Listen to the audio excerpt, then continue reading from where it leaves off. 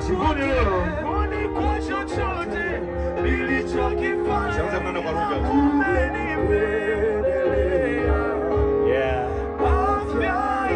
Afya. Neema. Anapenda kila mmoja. Nilivyo navyo ulivyonipea.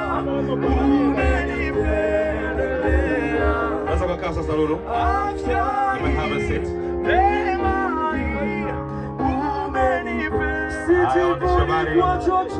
Sisheni kidogo basi aweze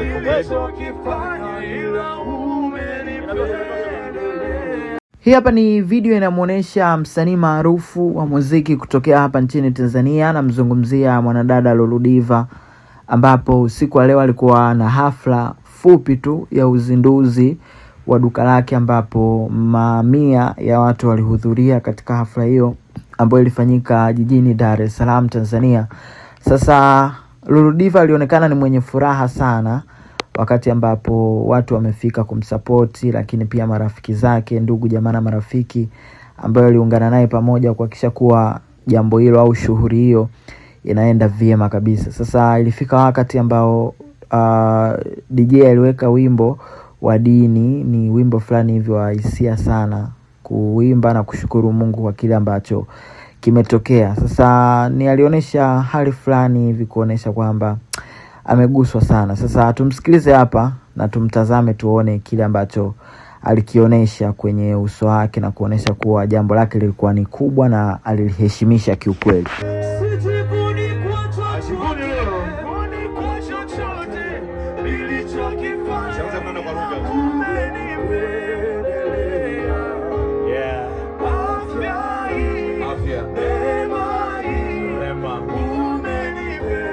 Anapenda kila mmoja. Nilivyo navyo ulivyonipea. Umenipendelea. Sasa kwa sasa Lulu. You may have a seat.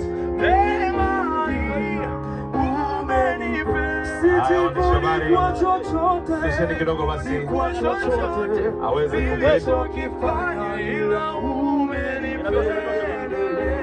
akiona kwa macho, lakini kwangu ni hatua kubwa sana kwa sababu sijawahi kuivuka wala kuipiga. This is my first time. Namshukuru Mwenyezi Mungu na nawashukuru pia nyinyi kwa kuniitikia, na ninashukuru pia hawa wateja ambao wataweza kuja kuungana na mimi.